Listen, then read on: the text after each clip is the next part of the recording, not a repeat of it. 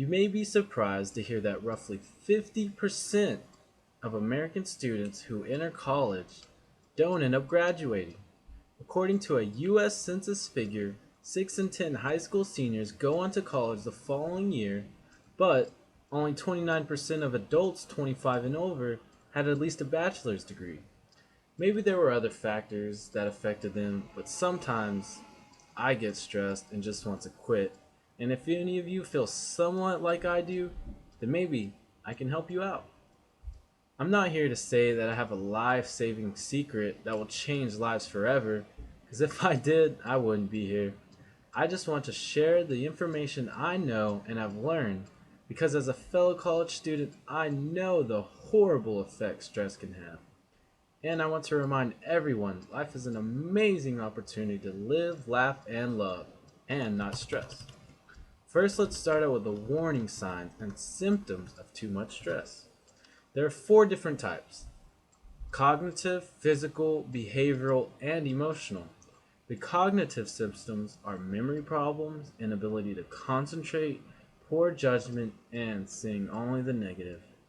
The emotional signs are moodiness, inability to relax, feeling overwhelmed, isolation, depression, or general unhappiness.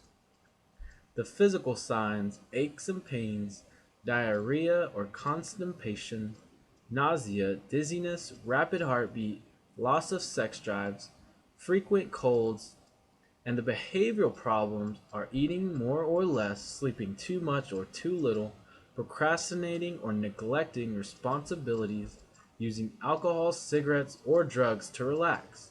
I got all this information from the website helpguide.org.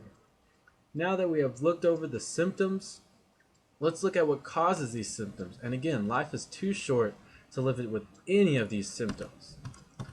The common things that causes these symptoms are external and internal, such as major life changes, work relationship difficulties, and financial problems. The internal causes of stress are inability to accept uncertainty, negative self-talk, unrealistic expectation, and perfectionism. You can look up all this information at stresscore.tripod.com. Now that we have gone over the signs and causes of stress, let's see how we can get rid of it and live our lives as stress-free as possible. First, let's look at the 4 A's of dealing with a stressful situation. We can avoid, alter, adapt, and accept. To avoid the stress, learn to say no, avoid people who stress you out, and take control of your environment. Now, if you can't avoid the stressful situation, which I know there are some situations we can't, we need to learn to alter the stressor by expressing your feelings instead of bottling them up, and being willing to compromise. To adapt to the stressor, reframe the problem, look at the big picture, and focus on the positive, which is definitely the most effective for me. The last A is to accept the stressor. We can do this by not trying to control the uncontrollable. Remember, avoid, adapt, alter, and accept. I found all this information at self.com. My last tip is to take time to relax and have fun. But there are healthy ways and unhealthy ways, and I hope you pick up some of these healthy ones, like go for a walk, spend time in nature, call a good friend, sweat out the tension with a good workout, work in your garden, get a massage, listen to music, and watch a good comedy. Now let's go over the basics for a healthy lifestyle.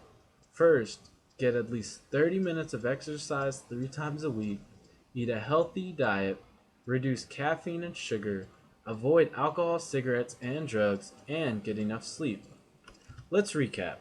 We've gone over the cognitive, emotional, physical, and behavioral signs of stress, the internal and external factors that can cause stress, and the ways to get rid of stress by the 4 A's: avoid, adapt, alter, and accept, how to relax and have fun, and a healthy lifestyle.